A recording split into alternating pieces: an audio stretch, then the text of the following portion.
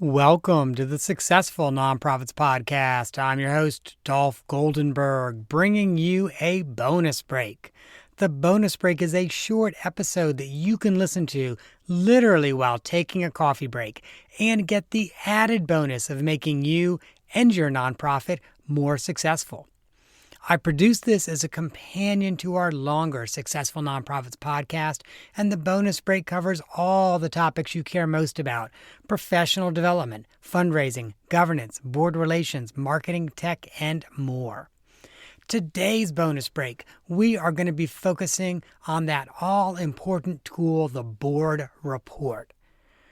I have called it an all-important tool, but so often as executive directors, we misuse that tool. And when I say we misuse it, here is specifically what I mean. We often end up drafting a long, dry, boring 5, 6, maybe even sometimes 7 or 8 page narrative. And you know what?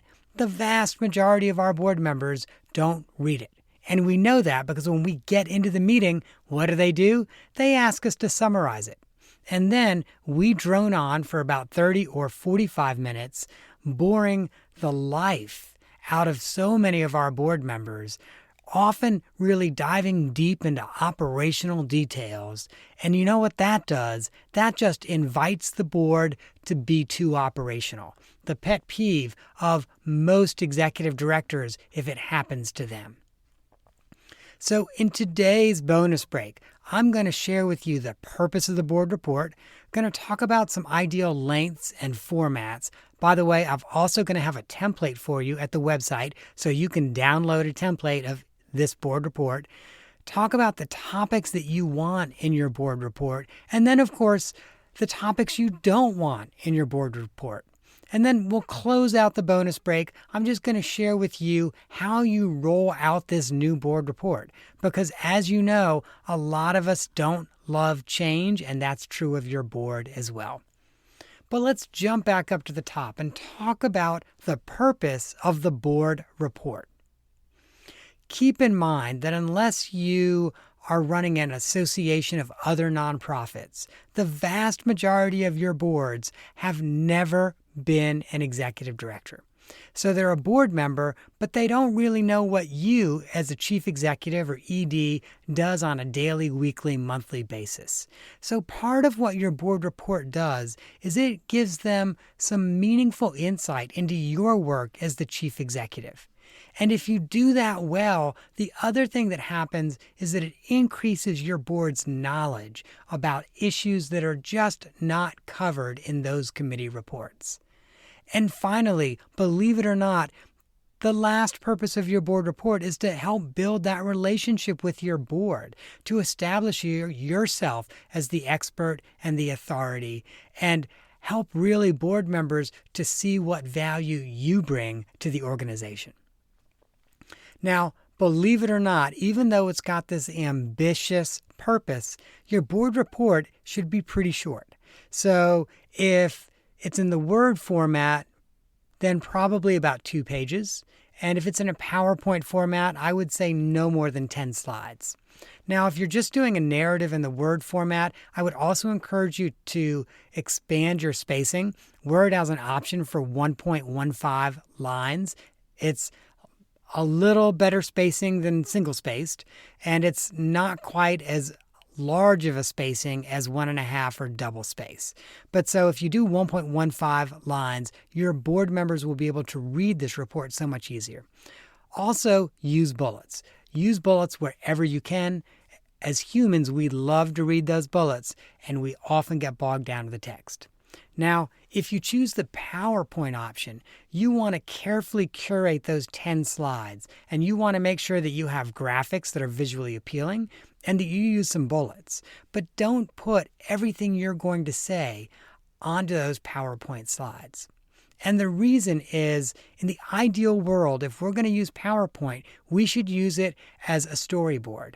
It helps us tell the story, but people are listening to what we are saying. They're not reading what we are saying on the screen. So now that you know that this board report needs to be 2 pages or less, here's what I want you to include in it. I want you to include a mission moment, a mention of the dashboard. You're not going to include a full organizational dashboard in this report, but mention of the dashboard. The highlight of your greatest success since the last meeting, the highlight of your greatest challenge since the last meeting, a forward-thinking topic of the month, and opportunities for board engagement. So those 6 areas are the things that I really want to see on your board report. Now, I know you're probably thinking, Dolph, there is no way I can put all of that into 2 pages. Well, that's why once you're done listening to this bonus break, you've got to go up to the website. I have a template where you will see I've actually drafted a sample board report in 2 pages with each of these 6 items. Now let's walk through each one. The mission moment, that should really be your very first one, and it should make your board members feel really good. It should, for example, maybe describe a client's success. Talk about how a donor connected with your mission. Or another great example is detailing how a specific staff member went above and beyond to help a client or to achieve your mission. Now, you only want one mission moment, so you pick the most compelling mission moment that's happened within your organization since your last board meeting, and you share that in 1 or 2 paragraphs. That's it. But here's why you're going to start with the mission moment. It is going to engage your board members. They are going to start reading, and they are going to get involved in the mission story. And once they get involved in that mission story, they are going to continue reading the rest of your report. Now, I also mentioned that you should make a reference to a dashboard. So if your organization is not already using a dashboard, I'm going to have another bonus break on dashboards. And when I do that bonus break, I'll also have a template with 2 or 3 different dashboards that your organization may want to model after. But let's just assume that you are currently using a dashboard. You reference that dashboard. You let board members know you're happy to answer any questions about the dashboard, but all of that's pretty operational. And for the most part, that's going to be addressed in committee reports. And so that's literally 1 line, maybe 2 lines of your board report. Your third section, you are going to highlight the greatest success, organizational success since the last meeting. Part of how this is different from the mission moment is that this is an organizational achievement or success, but it's not that direct story that connects your board to your mission. Let me give you a few examples of organizational successes. Again, you really only want to highlight 1, or if you're going wild, maybe highlight 2, have a paragraph on 2. But let me give you a few examples. Let's say a funder recognized your organization's performance as being among the top 10 of all of its grantees. So you tell that story. Or let's say you recently re-engaged a lapsed major donor, brought them back into the fold of supporters for your organization. You tell the board that story. And another kind of organizational one, let's say since the last board meeting, all of your managers and you have completed employee reviews for everyone at the agency.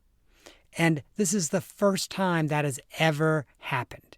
And by the way, that's not that unusual in that most nonprofits don't reliably review all their employees every year. So the first time it happens, it's a real milestone. It's a real success for the organization. In outlining what the success is, you also want to have a paragraph about how you achieved that milestone. How did you realize that you needed to make this happen? Who was involved in bringing everything together so that you could achieve that milestone? And of course, when I say who was involved, that also means being very generous in our credit. As executive directors and chief executives, it is so easy for us to give credit and kudos to our team members. And when we do that, it not only builds our team members, it builds our team and it builds us as leaders. After this section on your greatest successes, you also want a section on your greatest challenge since the last board meeting. Now, again, let me give you a few examples. Perhaps repairing or rebuilding a damaged relationship with a donor. That's the flip side of that story where I said where you've re-engaged a donor. Really, what have you done to repair and rebuild a damaged relationship? Or perhaps you have been navigating a former client who has been a vocal and repeated critic of your agency on social media, and it has been very challenging, and you have devoted many hours over the last 2 months to navigating that issue and really, quite frankly, doing some damage control. Lay that out. Once again, though, don't just say, I spent 10 hours on this over the last 2 months, but really walk through why it's a challenge and what you're doing to overcome that challenge as well. The next section of your board report is what I like to think of as a forward-thinking topic of the month. In the ideal world, when you're actually presenting your report, you might spend half of your board report time, let's say you've got 15 or 20 minutes allotted for your board report, half of that time on this forward-thinking topic of the month. And this is where you want to raise a strategic issue. Let me be clear, what you need to raise is a strategic issue and not a management issue, because this is your opportunity to ask your board for input, for feedback, for guidance. So as you think through some good topics of the month, maybe think about things like succession planning, pay equity, infrastructure investments, reinterpretation, or maybe even changing goals in the strategic plan. All of those are strategic issues. Again, you want to avoid the management issues. And your ultimate goal is to have a good conversation about the strategic issues.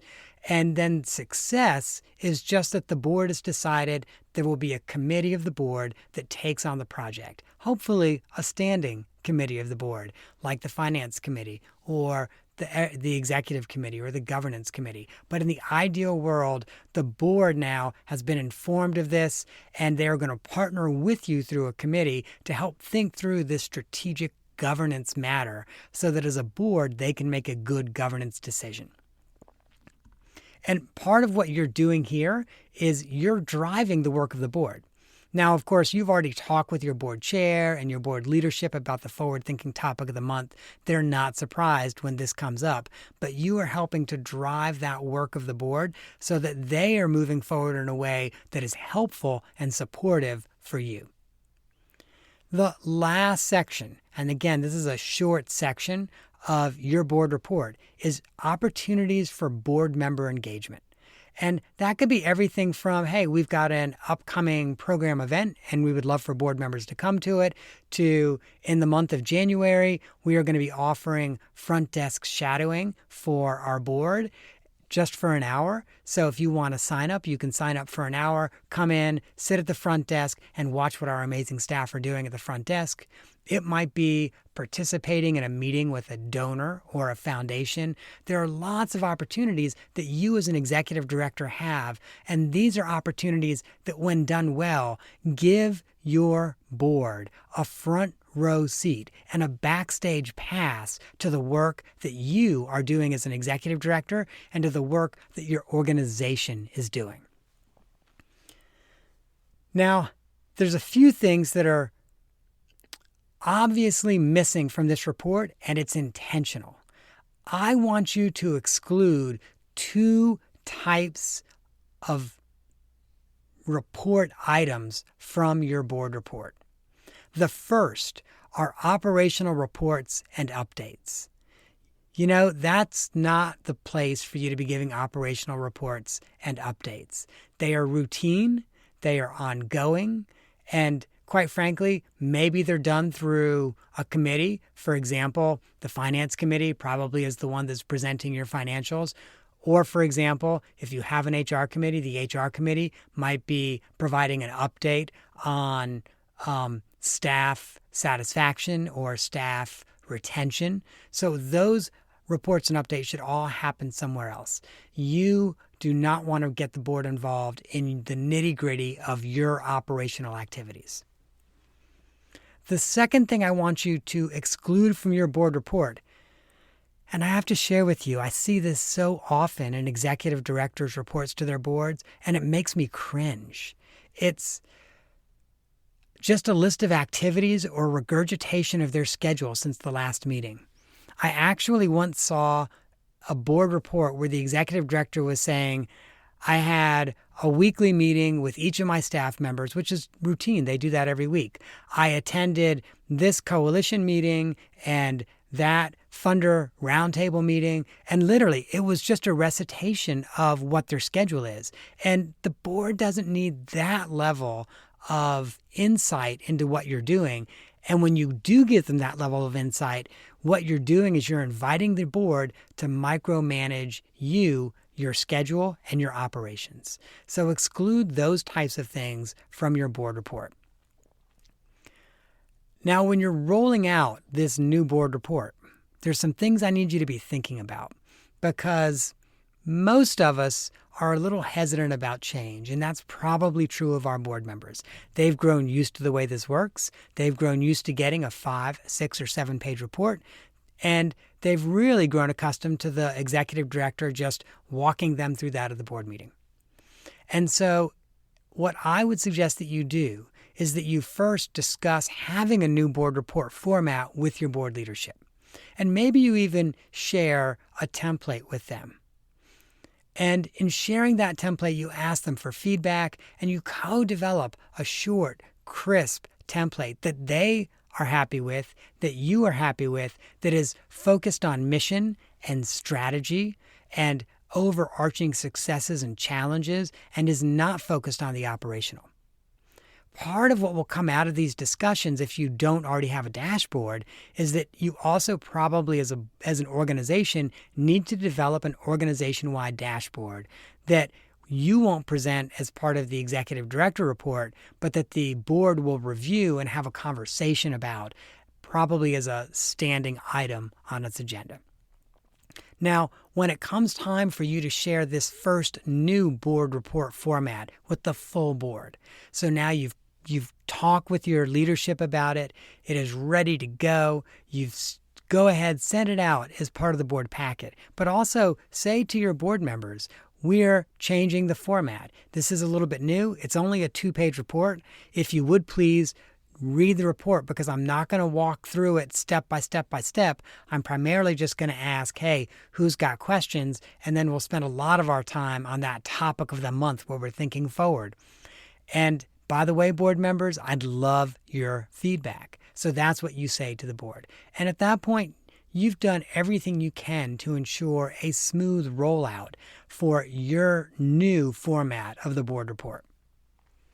Listeners, I promised that I would have templates for you at the website, so you can go to successfulnonprofits.com/board report, and you can get a sample template of a 2-page board report. And by the way, I also put together a 10-slide PowerPoint format. You can download both of those. They are editable. They are yours to use with your board. So one of the reasons that I decided to create this bonus break on board reports is that the board chief executive relationship often comes up in my coaching with chief executives. And part of that board executive director relationship is this board report, because in this report, you're setting the tone for what your relationship with the board is going to be like, for what level of information you're going to provide, and also what level of oversight they are going to have of you. Is it going to be a governance oversight, or is it going to be an operational oversight? Since this comes up so often in coaching, I've got to share with you a little bit about the coaching that I offer. So you probably know that I do one-on-one coaching with chief executives. Sometimes they're chief executives that have stepped into the role. They might not be first-time chief executives, but they're new in this role as a chief executive. And for that reason, in addition to the one-on-one coaching, I've also recently developed, and we are just about to launch, new group coaching for new executive directors. And it's going to be 20 biweekly sessions. So again, we'll run for 40 weeks, 20 biweekly sessions.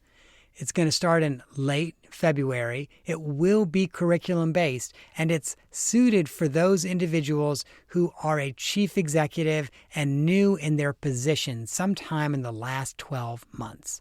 And we're going to cover everything from governance issues to building a relationship with your board and your board chair to managing change with your staff. Again, 20 biweekly curriculum-based sessions. When you go to the website, successfulnonprofits.com/coaching, you can actually see the curriculum. I'll share with you that the price for participating goes up on January 31, so make sure that you check it out and make sure that you apply if you think it might be good for you. That, listeners, is our bonus break for this week. I hope you have gained some insight to help your nonprofit thrive in a competitive environment. And I've always got to give you the disclaimer. I'm not an accountant nor an attorney, and neither I nor the Goldenberg Group provide tax, legal, or accounting advice. This bonus break is for informational purposes only and should not be relied on for tax, legal, and accounting advice. If that's what you're looking for, I'd suggest you find a qualified, licensed professional and have a conversation with them.